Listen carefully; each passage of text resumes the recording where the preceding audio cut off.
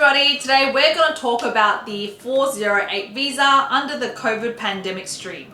So the visa is actually called Temporary Activity 408 visa, and there's heaps of different streams for it. If you look into it, there's like entertainment stream, there's like religious stream, but the one we're specifically going to talk about today is the pandemic stream.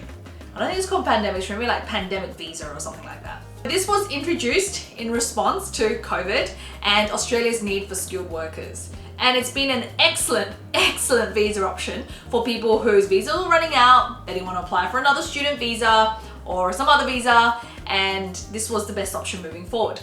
Now, I don't know how much longer this is going to be around for because, you know, COVID, is it really a thing anymore? I don't know.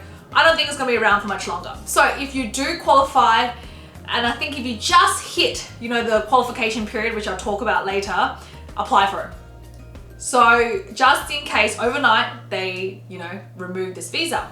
But what I was told was that they will give us ample notice and they'll tell us well in advance before they remove this visa stream. My name is Tracy Chen. I'm the principal lawyer at Mason Chen Law Group. We have lawyers and agents all across Australia assisting applicants for permanent residence, tourist visas, student visas, temporary graduate visas, work visas, employer sponsored, you name it, we do it, everything that's related to Australian visas. I've dropped a contact link below, so if you need to get in contact with us, feel free to contact us there. And the more exciting thing is that recently I have introduced my mini courses online, so you guys can access them. I've dropped the link below. Some courses are free, some courses are paid, but I hope that can help you guys gain a better understanding of Australian migration and some specific visas that you are looking for. But I should be adding new courses every week, every couple of weeks onto there.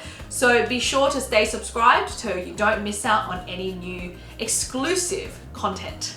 So what is the COVID 408 visa? It's a temporary work visa. Now, we were told that it's going to be granted for 6 months for a period once you're granted. However, most of our recent applicants have been getting 12 months. Like some we're lodging now, they're getting like automatically granted and they're getting 12 months on those visas.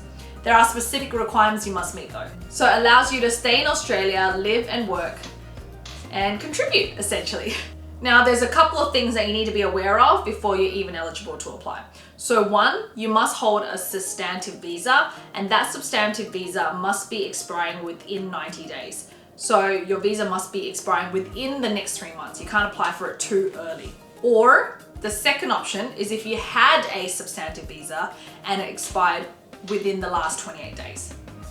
That's the maximum you can go. So it expired within the last 28 days. So if I held a 485 visa, it expired yesterday, and I want to apply for the COVID visa tomorrow, then yes, I'm eligible. The other thing you need to be careful of is that the visa that you hold, the substantive visa that I'm talking about, must have work rights. So either a student visa, a 485 visa, a 482 temporary work visa, all those would be fine. The ones that obviously won't work is perhaps a tourist visa. So it's something to be aware of. You must also be in Australia when you apply. So it's really funny because in regulations for the 408 visa, you can be in or outside of Australia when you apply. But that's more specific to the other streams. So the religious stream, the sports stream, all of them. So they're a little bit different. But for this one, the COVID pandemic stream, I just say COVID pandemic because it's easy. Everybody knows what I'm talking about. This COVID stream, you have to apply when you're in Australia, and there's been a separate email from the department confirming this, even though it's different to regulations, but we're talking about this stream in general. Now, this visa doesn't cost any money, so it shouldn't cost any money to apply. When you apply, you just select NILVAC. So let's go through step by step the requirements to be eligible for this visa. The first requirement is that you must be in Australia at the time of lodgement. The second requirement is that you must currently hold a substantive visa that has full work rights. Now, a substantive visa is actually a visa, so a 485, 482. It cannot be a bridging visa A or a bridging visa B, and you must have an existing job offer. Now, that job offer can be anything. So it can be, you know, if you're working at a law firm, if you're working at Woolies, or if you're working for a hospital. It just has to be a job offer. You just have to have an existing job offer. Now, according to the requirements, you will be granted longer if you're working in a key sector.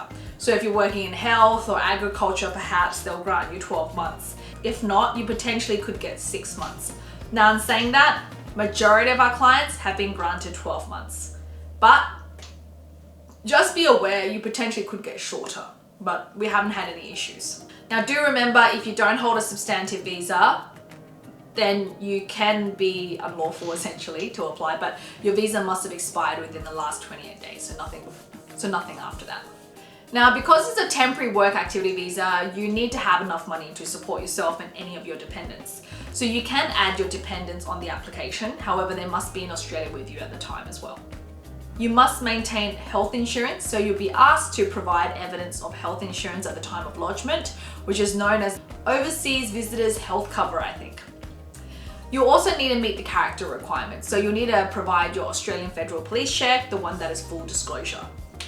Now, they have just recently announced that applicants for the 408 and 485, so these temporary visa holders, those applicants who have not traveled to another country perhaps, and they've been in Australia for the last 12 months, they won't be required to do a health check. So what's happened is we've lodged some 408s and we literally got the grant 1 minute later, 2 hours later. But that's not every applicant as well. So it's very strange. It's not like they're doing across the board. Some people are just getting them straight away and they've gotten 1 year grants. The other option is that you must be a genuine temporary entrant. So when you look at the form, they'll ask you to write a little paragraph about, why you're a genuine temporary entrant. So yeah, you just have to explain that you're here temporarily, you want to work, and then you want to go back. So to be honest, this visa is pretty straightforward. When you do apply, you just need to make sure you meet those requirements, and obviously, very importantly, you need to have your job offer. When you submit the application, you need to attach your standard, identity documents, police checks, and all of that, as well as your job offer. I also request our clients to provide a couple of pay slips, and if they do work in a critical sector, it may be helpful to have a reference letter to really demonstrate how they are supporting the critical sector as well. As previously mentioned, you can include your dependents on this application if they're in Australia at the time with you, so your partner, your spouse, and your children. Obviously, you'll still need to prove that you are actually in a relationship, so you still need to meet essentially a little bit the partner requirements, but obviously they're not going to look at this as deep as a partner visa. And it's an application that you make online. And as I previously mentioned, that a lot of our clients are getting instant grants. And they're like, oops, I don't know if I want to laugh or cry, because it's very exciting that they've got a grant. It's good for them with jobs and stuff, but it's a bit too quick. No one's mentally prepared for that. And then they say to me, why can't my PR be granted this quickly? Haha. Yes, we all wish that. Okay, so that is the crux of the 408 visa. Now, do remember, if you were to ever click on temporary activity 408 visa, there is so many streams, and we will go through them video by video. The idea is I'll be releasing videos 2 days a week, so keeping you guys upgraded with all the most recent migration information. We are having an excellent year this year in migration. It's just been crazy. I think, the fact that Australia needs skilled workers, that's really showing now. And the permanent residency invitations, the permanent residency grants, everything has been going quicker. Since I've started in migration, which is around 2017, I honestly have not seen as much action as this year, and as much changes as well in Australian immigration. Every other week there's changes, every other week there's new visas, every other week there's new streams. I can't keep up.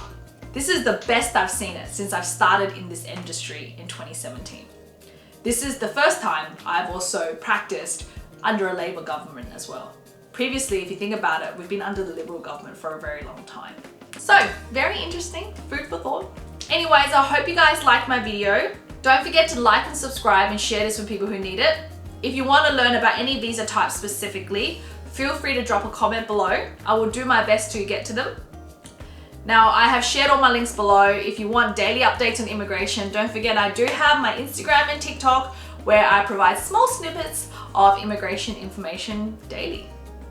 I hope you guys enjoyed the video, and I'll see you guys in the next video. See ya!